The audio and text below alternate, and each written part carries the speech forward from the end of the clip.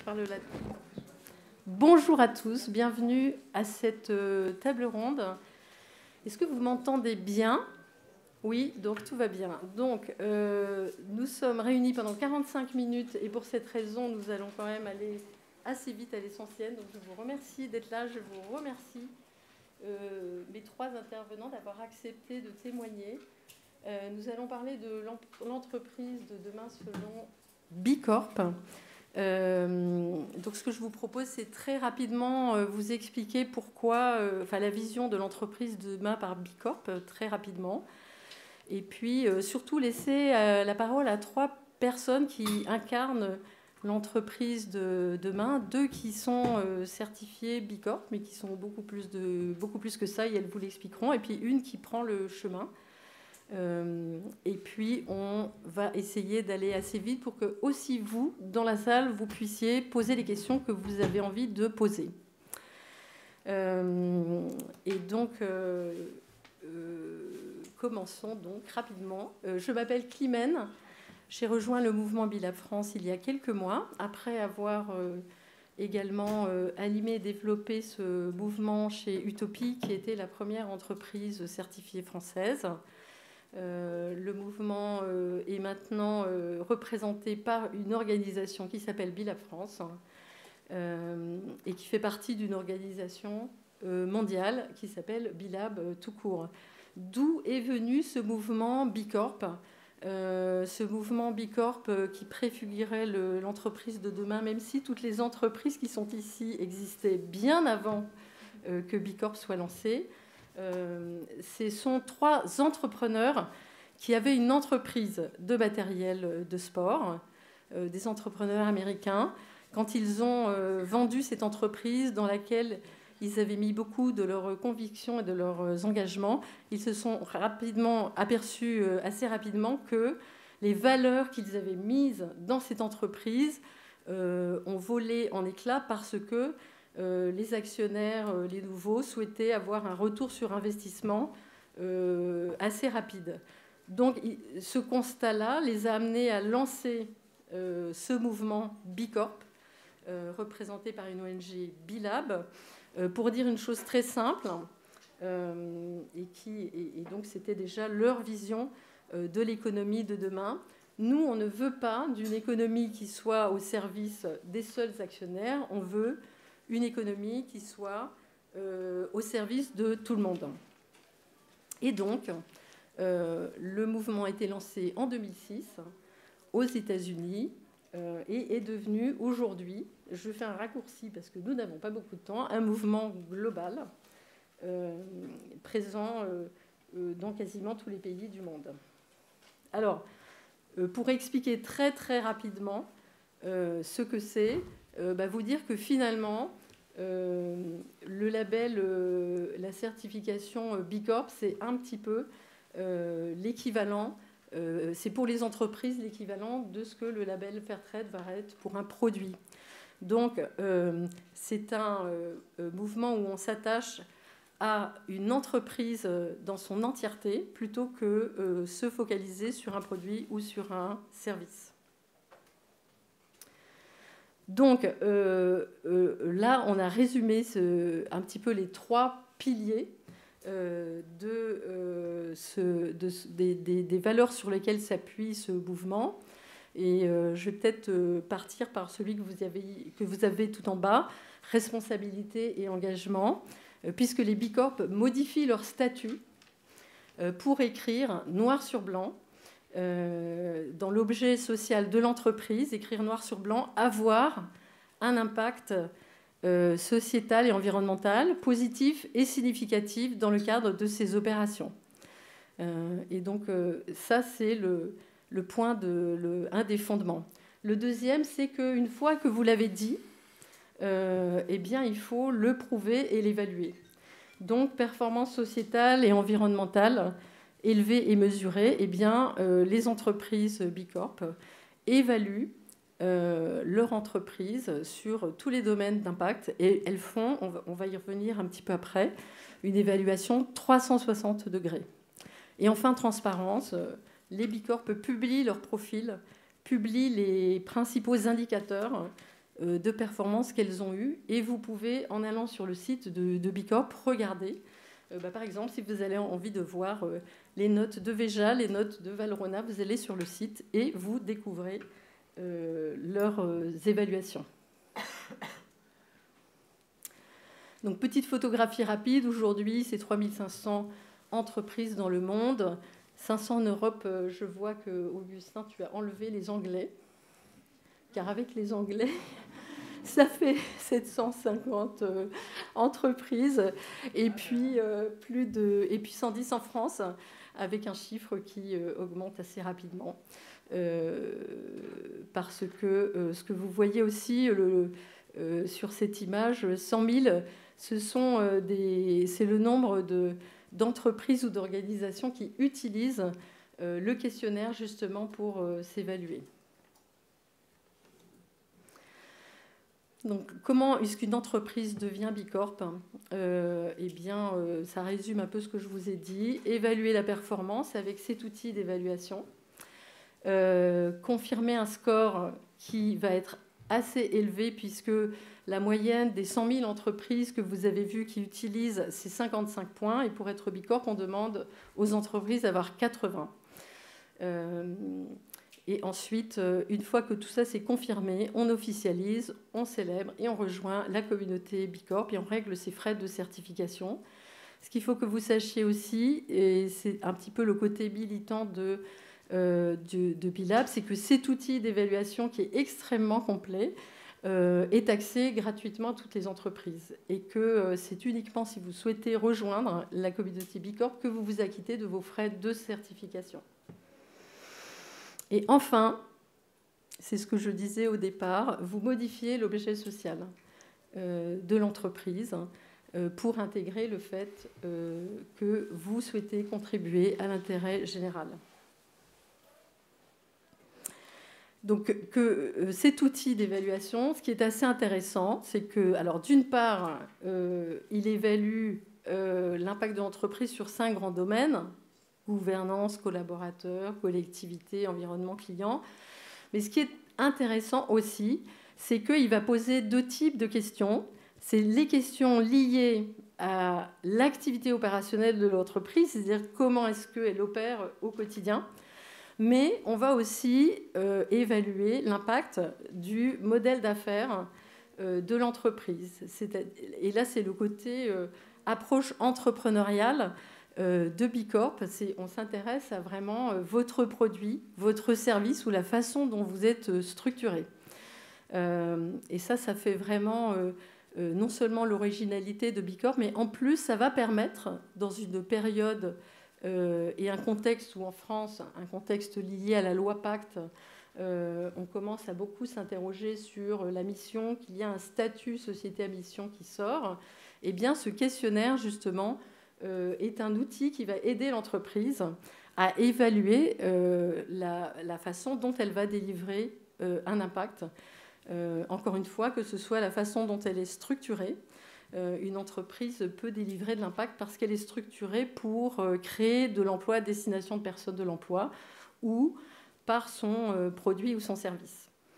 Et donc, justement, nous aurons des témoignages d'entreprises qui pourront nous dire aussi un petit peu, justement, elles, comment est-ce qu'elles délivrent, comment est-ce qu'elles ont un modèle d'affaires à impact.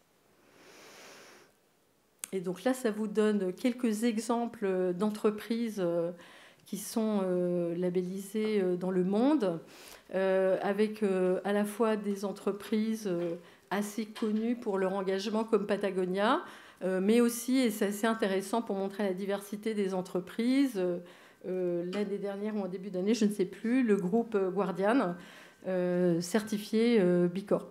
Donc c'est vraiment toute entreprise, elle peut s'identifier et se retrouver dans ce mouvement. Et en France, c'est pareil, là vous voyez, vous avez des petites, des grandes, des entreprises de l'économie sociale et solidaire, et vous avez aussi, par exemple, la Caisse d'épargne Normandie. Donc c'est vraiment un mouvement qui rassemble tout type d'entreprises qui ont un objectif commun, cette double mission de recherche de performance économique, mais aussi de contribution à l'intérêt général. Voilà, alors, c'était une introduction assez rapide. N'hésitez pas, si vous souhaitez en savoir plus, à venir à notre rencontre, rencontrer l'équipe de Bilab France, qui ici est bien représentée, puisque Augustin Boulot, le délégué général, est ici, de même que 2 membres du board, Helle, qui est présidente, et puis Elisabeth. Elisabeth étant la Bicorp, qui a le score le plus élevé en France. Elisabeth est la cofondatrice de Squeeze. Voilà, et oui, vous pouvez l'applaudir, elle est formidable. Donc, vous voulez en savoir plus, n'hésitez pas. Mais ce qu'on trouvait intéressant aujourd'hui, c'est justement de donner la parole à 3 entreprises qui ont utilisé Bicorp ou qui sont sur le chemin et qui vont pouvoir témoigner. Donc, on commencera par Clémentine Arzial, qui est la CEO de Valrhona. On continuera avec, je ne me souviens plus de ce qu'on avait dit, Claude ou Sébastien. On improvisera. Donc Clémentine est donc la CEO de Valrhona. Moi, ce que j'ai compris, c'est que tu es passionnée de gastronomie, de chocolat, et cela fait 15 ans que tu es dans le chocolat. Oui, en effet, oui. Je suis tombée toute petite dedans, quoi. Je suis rentrée comme stagiaire chez Valrhona il y a 15 ans, donc ça fait un petit moment, ouais. Voilà, donc pareil, là, on n'aura peut-être pas le temps de détailler le monde du chocolat. En revanche, ce qui est vraiment intéressant, c'est que tu nous expliques que le chemin de Valrhona, depuis très longtemps et récemment, et comment vous êtes aussi arrivé à cette certification Bicorp. Ok, bon, ça fait beaucoup de choses en peu de temps. Je vais essayer de faire un bref résumé. Déjà, Valrhona, c'est une vieille entreprise, hein, puisqu'elle existe depuis 1922. Donc, on a grandi d'une certaine manière et la transformation vient se mettre en fait au milieu du chemin et au milieu de la croissance. Ce qu'il faut quand même savoir sur Valrhona, c'est que notre métier avant tout, c'est de transformer la fève de cacao en chocolat pour ensuite la vendre à des artisans, donc du B2B, qui eux transforment ce chocolat en plaisir à déguster. Alors, un gâteau, un dessert au restaurant, voilà, ça c'est l'essentiel de notre métier. Et donc quand je dis ça, vous comprendrez en fait qu'on agit sur l'ensemble de la chaîne de valeur et que notre ambition, elle est vraiment d'avoir un impact positif sur l'ensemble de cette chaîne de valeur. Aussi bien en amont pour créer une filière cacao juste et durable, qu'en aval pour accompagner nos clients vers une gastronomie plus responsable qui accompagne à la fois le beau, le bon, mais aussi le bien. Donc on est vraiment sur l'ensemble de ces étapes-là et c'est ça qui est important pour nous. Après, ce que j'ai expliqué un petit peu avec Climène, la particularité, c'est qu'en fait, les engagements qu'on a aujourd'hui, quelque part, on les a toujours eus. Simplement, on ne les avait pas pour les mêmes raisons. Et c'est ça que je trouve assez intéressant, et peut-être qu'on se comprendra sur cette partie sourcing. C'est qu'en fait, pour avoir un bon chocolat, il faut avoir une bonne fève de cacao. Et pour que cette fève de cacao soit de qualité, il y a déjà longtemps, qu'elle soit de qualité, et donc que les clients artisans nous choisissent comme référence pour acheter nos chocolats, pour qu'elle soit de qualité, il faut travailler sur la fermentation. Il faut travailler sur le séchage en plantation. Et donc, on a eu du monde qui est allé former ou alors accompagner ou alors faire évoluer les méthodes de séchage pour s'assurer de la qualité, etc. Donc, quand on commence ça, en fait, on commence des partenariats à long terme. Parce qu'une fois qu'on a investi du temps avec les producteurs de cacao ensemble pour essayer justement de trouver la bonne qualité de fève, et ben après, pour s'assurer que ces producteurs continuent à travailler avec nous, et ben du coup, on les paye plus cher, on les rémunère mieux. Et de la même manière, pour avoir une bonne fève, des fois, le côté environnemental, la biodiversité, faire travailler l'agroforesterie et tout va améliorer la qualité des fèves de cacao. Donc tout ce qu'on a fait pendant 20 ans dans un but clairement qualité, qui était un peu l'agroalimentaire des années 80, hein, la qualité et l'excellence, maintenant, aujourd'hui, se transforme en un autre objectif qui surpasse celui de la qualité. La qualité devient un basique, juste quelque chose qu'on doit être capable de faire bien. Et maintenant, on le fait dans un autre but qui est notre responsabilité sociale, notre responsabilité environnementale, et donc s'attacher à avoir un impact positif sur cette filière cacao. Bien évidemment, je parle beaucoup de la filière cacao parce que, je ne vais pas vous mentir, on ne va pas faire de langue de bois, la filière cacao, c'est la déforestation, c'est le travail des enfants, c'est franchement des enjeux qui sont énormes, aussi bien au niveau social qu'environnemental. Valrhona n'achète que 0,13% de la production mondiale de cacao, donc à notre échelle, quelque part, on est un tout petit intervenant. Pour autant, on pense qu'en mobilisant l'ensemble des acteurs, on pourra réussir à faire bouger les lignes. Après, je pourrais vous parler aussi, bien évidemment, de l'aval, comment est-ce qu'on accompagne nos clients vers cette gastronomie responsable, parce que là encore, on a un rôle à jouer, parce que les artisans, c'est des gens qui se lèvent tôt le matin. Moi, je suis très admirative de nos clients, je les admire, je les aime. Nous, quand on fait des soirées entre amis un samedi soir, on va se faire un resto, on s'éclate, c'est trop bien. Derrière, il y a un chef qui se couche à 2h du mat pour nous offrir ce plaisir. Quand on fait l'anniversaire de la grand-mère, le dimanche, tous ensemble, on mange un gâteau au chocolat, il y a un artisan qui s'est levé à 5h du mat. Ces gens-là, ils ont la tête dans le guidon. Ils bossent dur, c'est un travail manuel. Je suis vraiment en admiration devant eux. Et du coup, notre rôle à nous, c'est de leur faciliter la vie. Donc, si on a une chose à faire, c'est de leur transmettre une matière première qui soit 100% clean, sur laquelle ils peuvent dormir tranquilles et se dire, quand j'achète ça, j'ai un impact social, j'ai un impact environnemental, j'ai aussi une qualité produit qui fait que, entre guillemets, je suis tranquille. Et donc, c'est ça notre responsabilité à nous, c'est ce qu'on doit réussir à faire. Et c'est du coup un petit peu comme ça qu'on est rentré dans la famille Bicorp. Ouais, Climène, j'essaye de... C'était hyper synthétique et rapide. Et peut-être juste, avant de passer... après, je vais demander à Sébastien, parce qu'on va faire le lien avec justement la matière première qui vient de très loin, dans des conditions, etc. Est-ce que tu peux peut-être nous dire justement le chemin Bicorp, est-ce qu'il vous a aidé justement à aussi travailler d'autres sujets que vous n'aviez pas forcément identifiés, ou vous vous êtes complètement retrouvés dans ce questionnaire? Finalement, ça venait mettre peut-être des indicateurs sur ce que votre stratégie depuis longtemps, si je comprends bien. Non, clairement, si on était aussi fort que ça, ça se saurait. Et franchement, non, il y a plein d'endroits où on pêche, bien évidemment. Et du coup, c'est tout l'intérêt aussi de faire le questionnaire, c'est justement de se rendre compte où on pêche. Parce que c'est bien de voir ses forces et de se dire, tiens, je les mets en valeur, je les mets en avant, etc. On a tous des points de faiblesse, des points qu'on a moins travaillés pour des raisons diverses et variées. Et justement, dans le questionnaire Bicorp, des fois, on s'est fait peur, quoi. On a vu des trucs et on s'est dit, merde, là, on est mauvais. Je pense à tout l'impact, par exemple, des packaging aujourd'hui, sur lesquels, on vend du chocolat dans des sacs 3 kilos. Donc certes, c'est déjà, on va dire, plus facile que des tablettes. Pour autant, c'est des sacs. Les sacs sont faits en plastique. Ils traversent l'ensemble du monde, puisqu'on fait 60% de notre chiffre d'affaires à l'international. Donc vous imaginez les flux. On achète du cacao qui vient du monde entier, qui arrive à Tain-l'Hermitage. À Tain-l'Hermitage, on le transforme en chocolat et ensuite on le réexpédie dans l'ensemble du monde. Voilà, là on a un boulot de dingue à faire qui est carrément de repenser notre business model et notre façon à la fois d'acheter et de vendre. Je ne vous cache pas que c'est une montagne. On a un travail à faire qui est une montagne.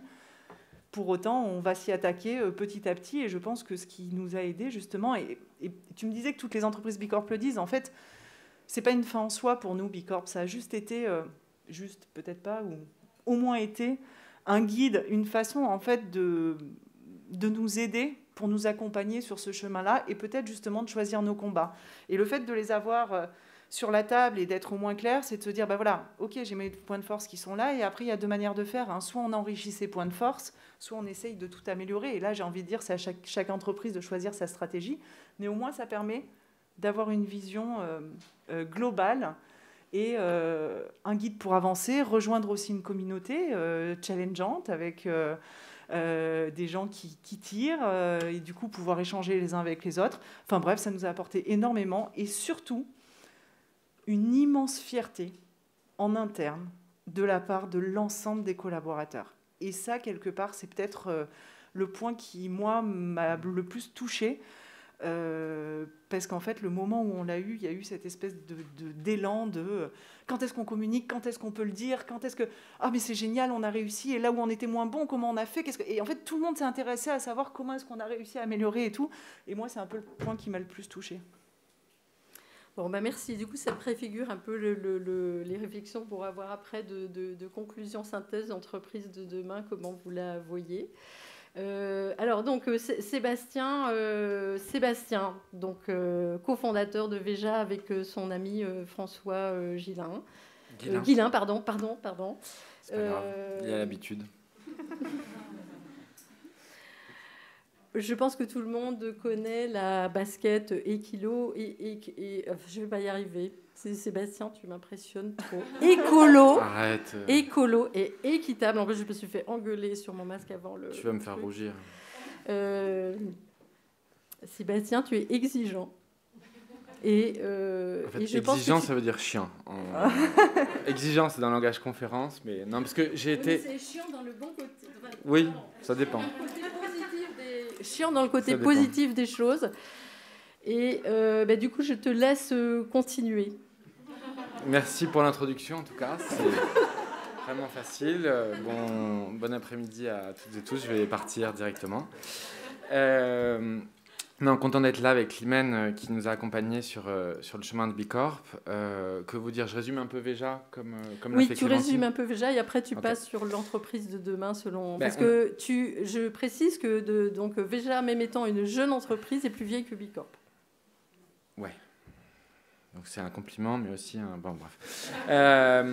Donc on a monté Veja avec Guillain en 2004. On avait 25 ans. On voulait créer une basket différente. On voulait créer d'abord un projet différent. On a bossé avant. Avant, on était en banque d'affaires. Ça nous a dégoûtés.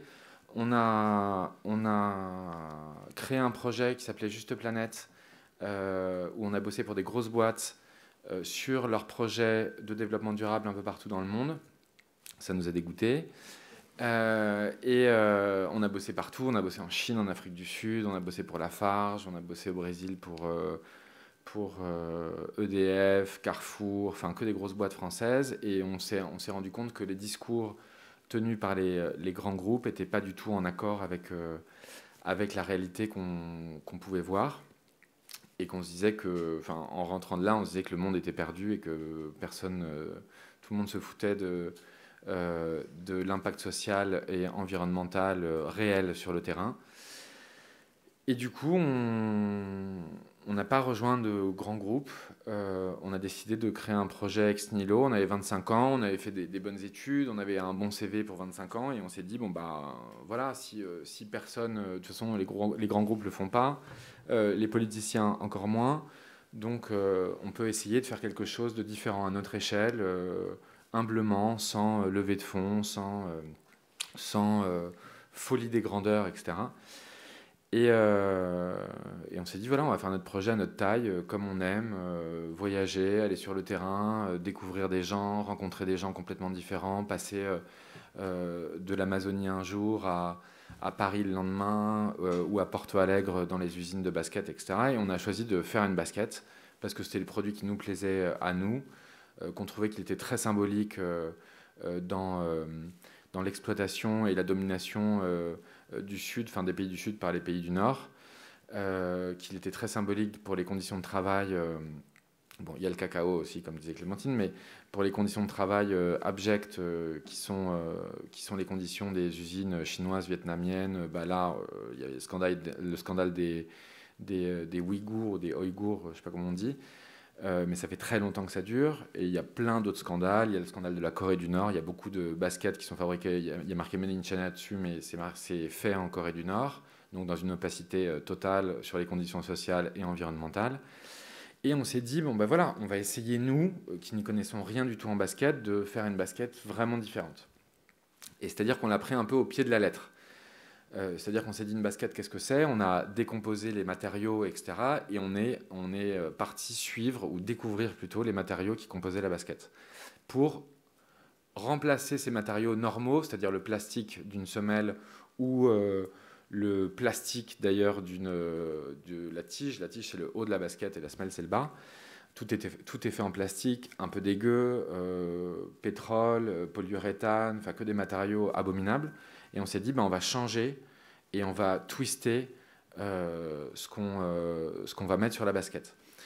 Donc avec ça, on finit en 2004, on est dans des champs de coton bio, avec des coopératives incroyables, c'est des petites coopératives, hein, c'est 30 personnes, ADEC avec qui on travaille toujours, bon, maintenant ils sont 800, 30 personnes qui n'ont rien vendu depuis 3 ans, qui cultivent un coton qui n'est pas bio mais qui est agroécologique, c'est-à-dire plus loin que bio, personne ne sait ce que c'est à l'époque, même nous.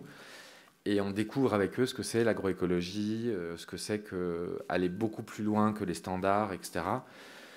Et c'est vrai qu'on kiffe, on parle pas très bien portugais, on comprend mais on parle pas très bien, on reste des semaines et des semaines sur le terrain et ça nous donne vraiment le goût du terrain, le goût d'aller voir, d'aller fouiller, d'aller rencontrer la réalité plutôt qu'une histoire racontée n'importe comment.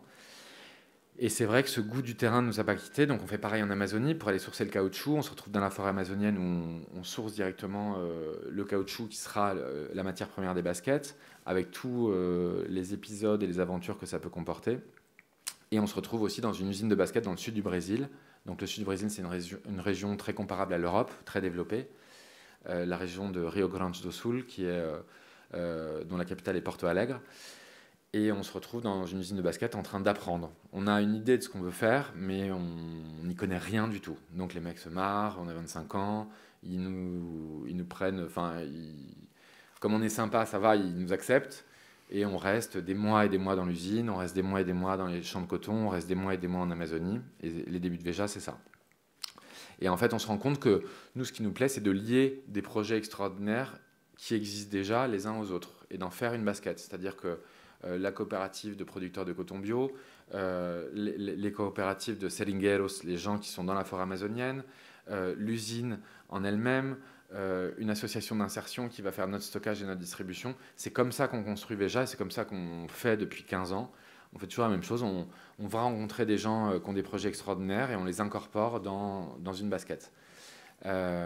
C'est aussi simple. Nous, on ne fait pas grand-chose finalement, si ce n'est que de lier les projets entre eux. Et voilà, Veja commence comme ça. On commence avec 5000 paires qui se vendent super bien. Les acheteurs, ils s'en foutent un peu de bio, écolo, ils comprennent pas très bien. Ils comprennent pas très bien que faire une basket qui a un impact social différencié est important, mais le style leur plaît. Et après, il y a peut-être 1% ou 0,5% de nos clients qui fouillent un peu plus, qui savent ce que c'est et qui achètent pour ça. Et aujourd'hui, je pense que 80% des clients de Veja ne savent pas ce qu'il y a derrière. Et ça nous va très bien, on s'en fiche. Enfin, chacun découvre quand il veut découvrir et c'est pas grave du tout. Et du coup, en 2007, 2008, Veja commence à bien marcher. On commence à voir les baskets dans les rues, à Paris, à Londres, etc. Et on se dit, mais en fait, notre boîte, on a monté notre boîte, on n'est pas très manager, on est plutôt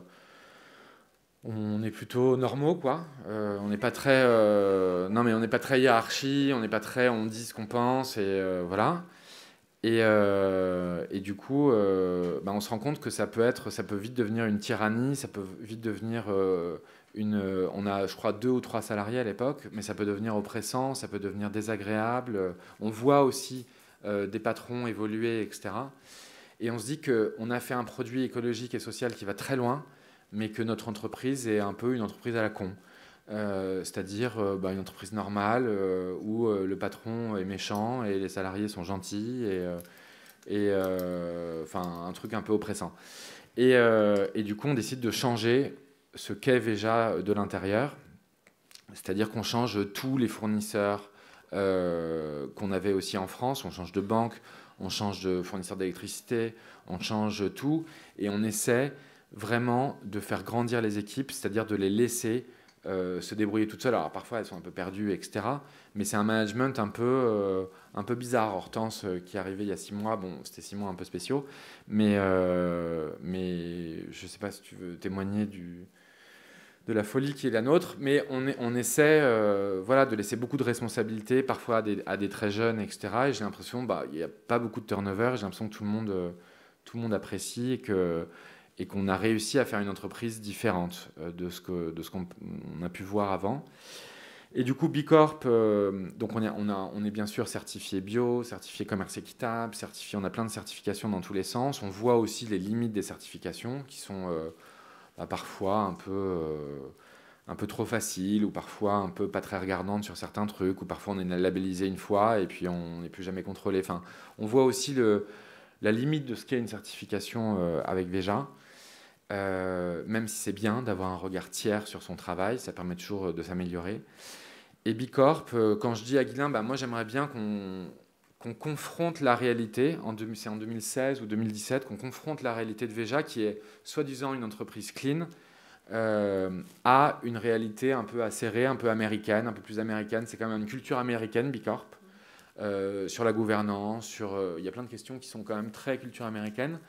Donc Guilain me répond, ça me fait chier.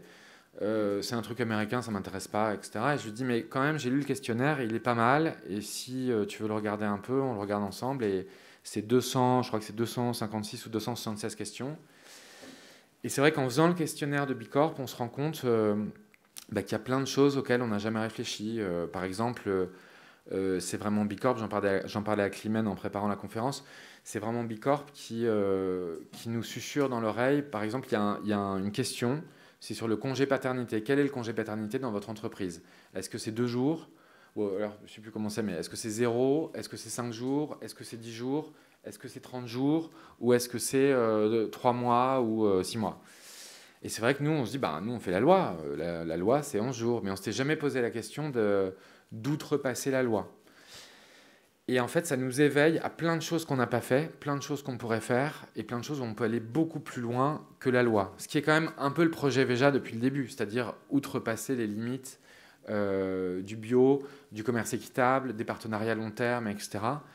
Et c'est pour ça que B Corp, je rejoins complètement Clémentine quand elle dit que B Corp est un guide, mais c'est aussi une bonne confrontation à une réalité. À chaque fois qu'on se voit un peu trop beau, un peu trop bien sur certaines, par exemple sur l'aspect environnemental, B Corp, d'ailleurs, c'est un peu la limite de B Corp. L'aspect environnemental est pas terrible, mais je pense qu'ils vont s'améliorer. En revanche, sur la gouvernance, sur le social et sur l'environnemental, un peu moins bien. Et c'est parce que tu as fait le questionnaire en V5 et que la V6, elle est déjà beaucoup améliorée sur le plan environnemental. Oui, mais c'est pas méchant, hein. C'est très bien. On est d'accord, il est très exigeant. Et moi, je vais être très exigeante sur ton temps de parole parce que je voudrais qu'on laisse Claude. Est-ce que tu veux... Je trouve qu'effectivement, ton exemple du congé de paternité est excellent parce que finalement, l'entreprise de demain, c'est celle qui se remet en question sur l'ensemble, peut-être sur l'ensemble des sujets.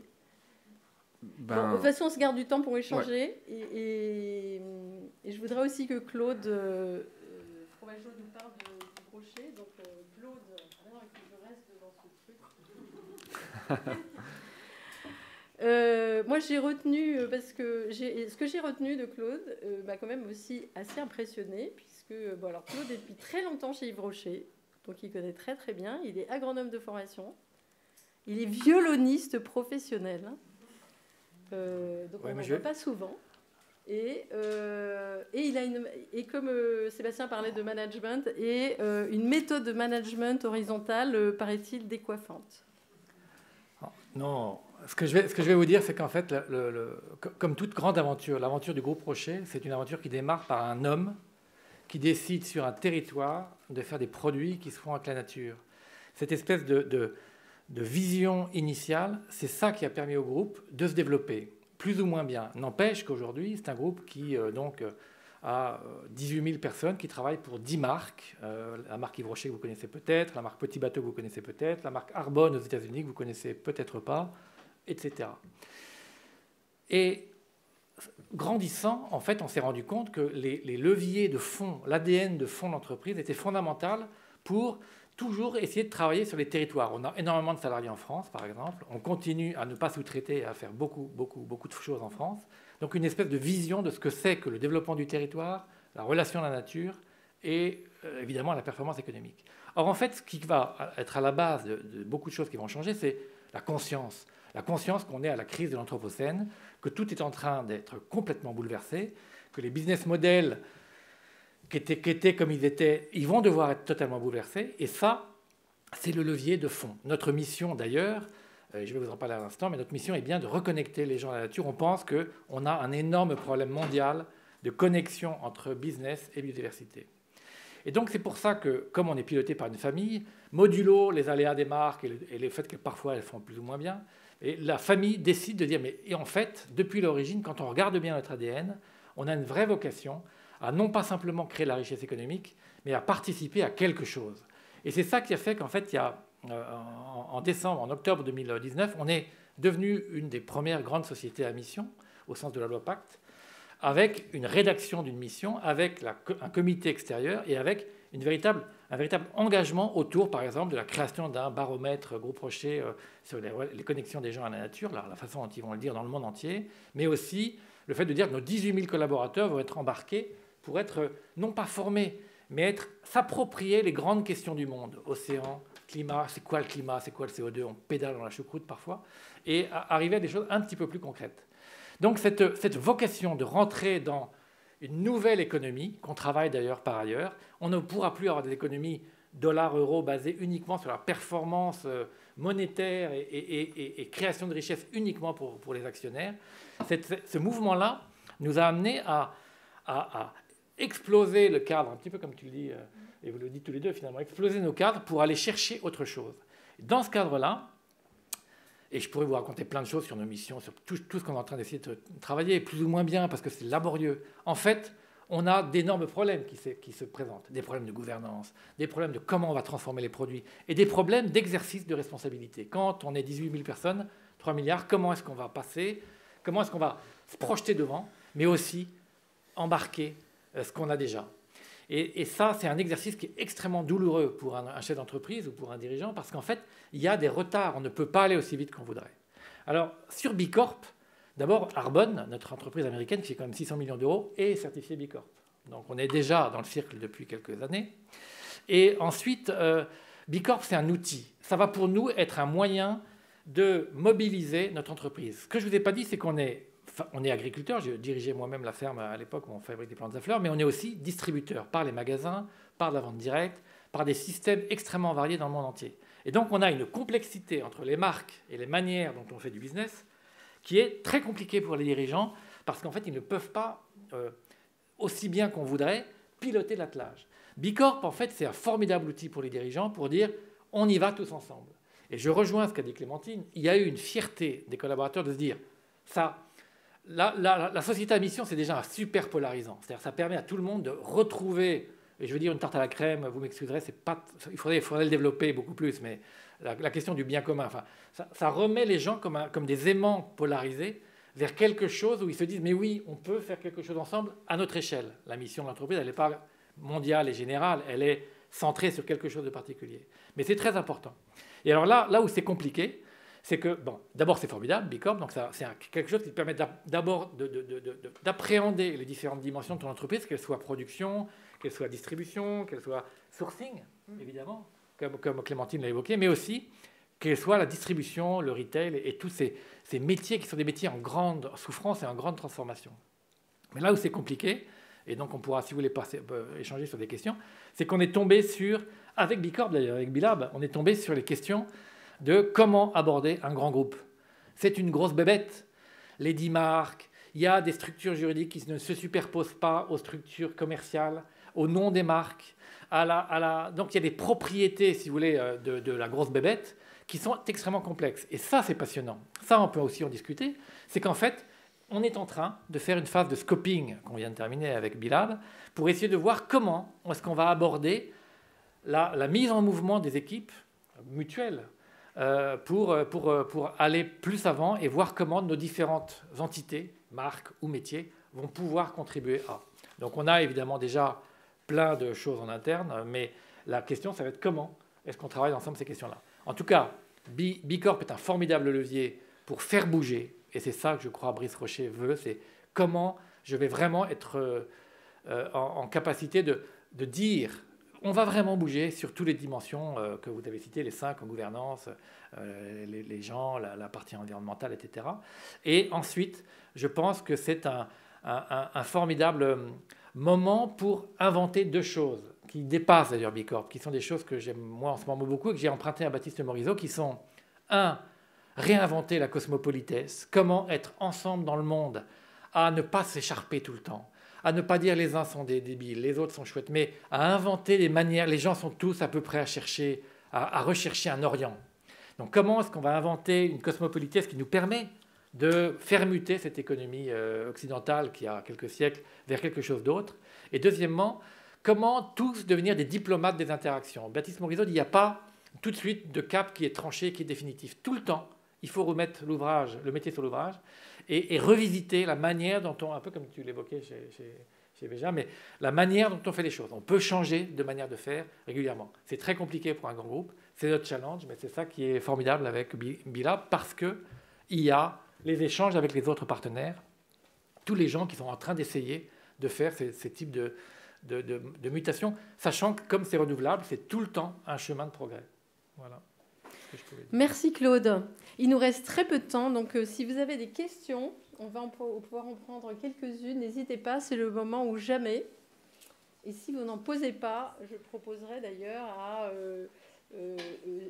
Clémentine et Sébastien, s'ils ont envie de réagir par rapport à ce qu'avait dit Claude, ou vice-versa. Alors, il y a une question là-bas. Levez-vous et parlez à haute et intelligible voix, autant que c'est possible de le faire avec un masque.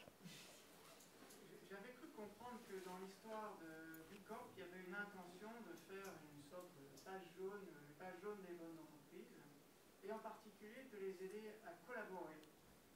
J'aurais aimé que peut-être vous partagiez votre expérience sur votre compréhension aujourd'hui de l'extérieur. On a l'impression que Bicorp s'est concentré sur la certification, peut-être bien plus que la mise en relation pour avoir des sortes de coalitions qui augmenteraient l'impact de chaque entreprise, avec un effet de levier. C'est-à-dire que finalement Bicorp soit aussi un terrain pour que, ça fait peut-être pas sens ici évidemment, mais que vous trois vous collaboriez par exemple sur les projets communs. Est-ce que vous voulez répondre ou est-ce que vous voulez que je donne des exemples de collaboration Bicorp? J'ai un exemple d'actualité si tu veux. Alors oui, je préfère que ça vienne vraiment de. En fait, Bicorp, terrain. C'est une association dont tu ne peux pas forcer des entreprises à collaborer les unes avec les autres si elles n'en ont pas très envie, etc. Et c'est pas parce qu'une entreprise est Bicorp qu'on va forcément collaborer. Il y a des entreprises qui ne sont pas Bicorp et qui sont très bien. Il y a des entreprises qui sont Bicorp et qui sont pas bien. J'en connais pas beaucoup, mais j'imagine, sans doute, ou peut-être pas. Mais c'est pas grave, on va chercher. On va chercher. Non, mais je pensais à Danone, par exemple. Tu vois. Non, je rigole. Je rigole. C'est une blague.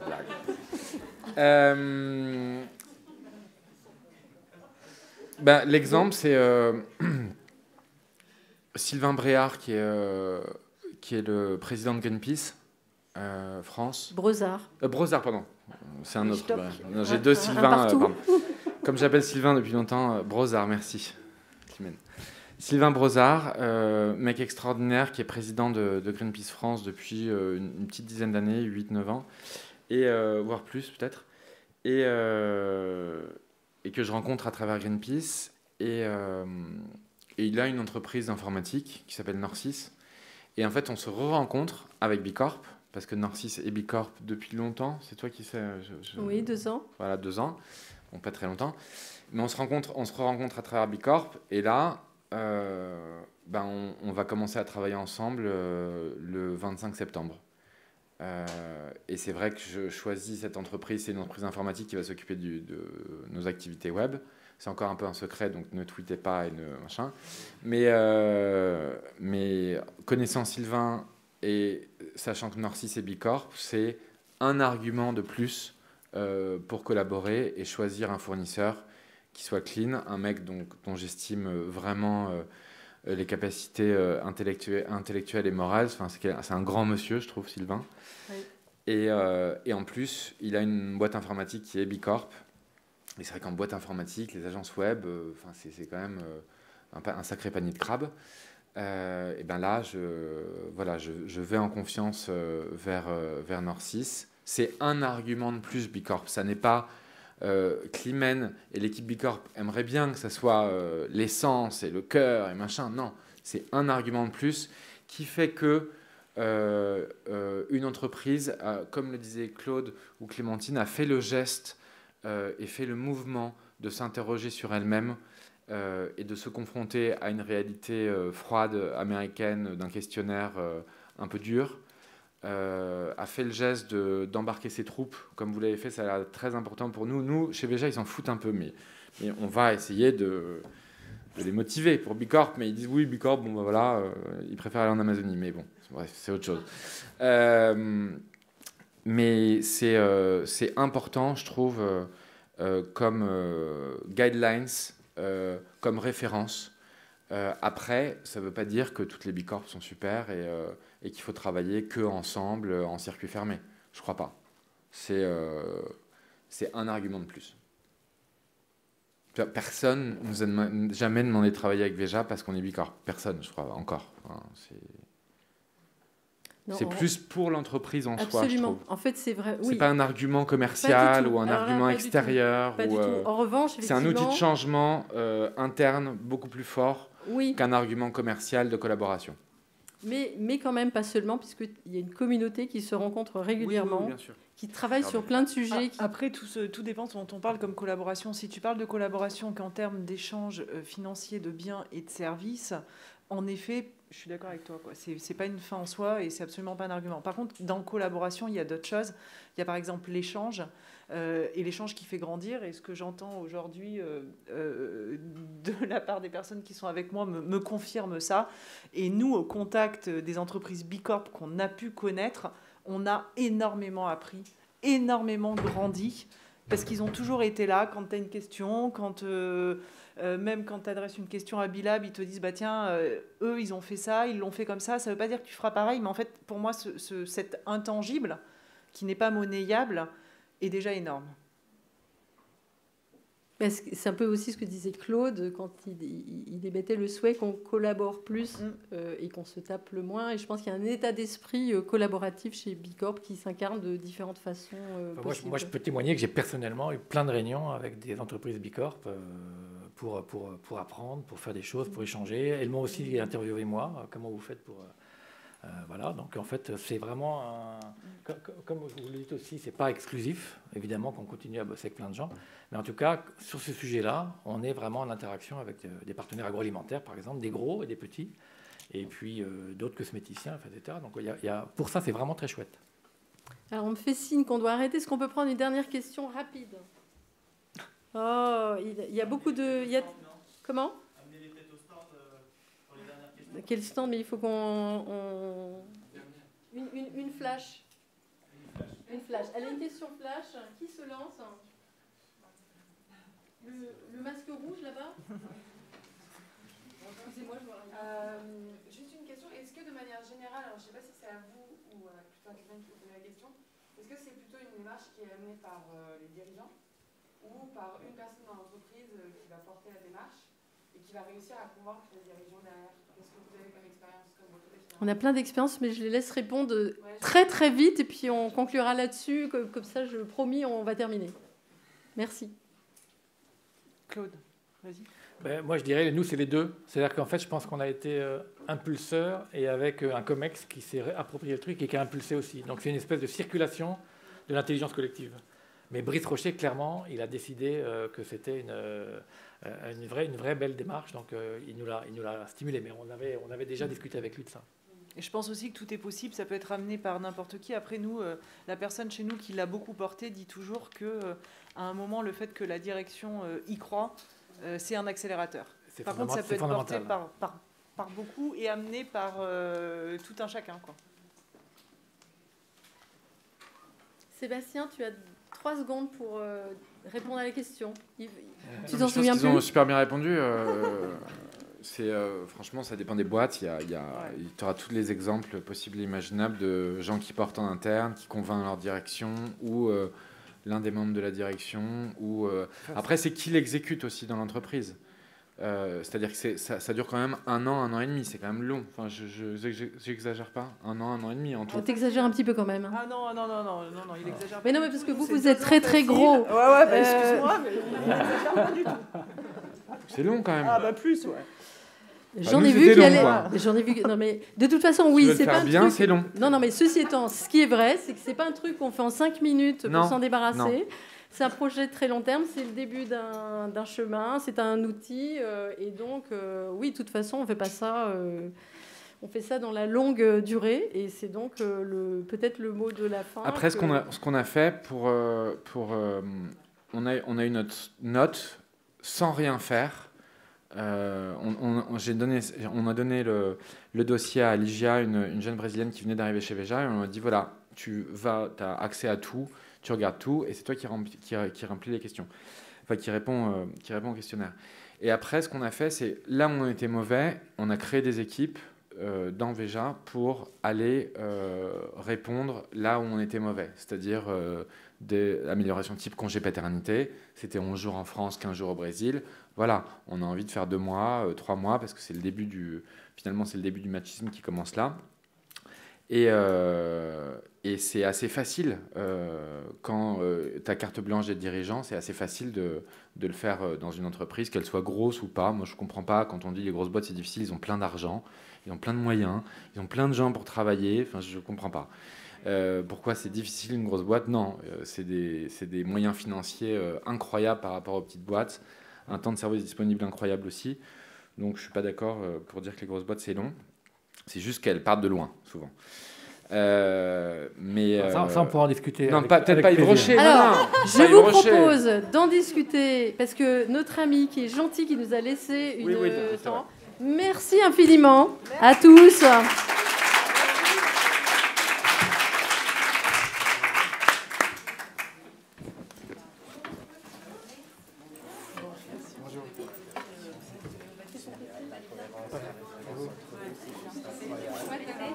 Ouais, pas mal.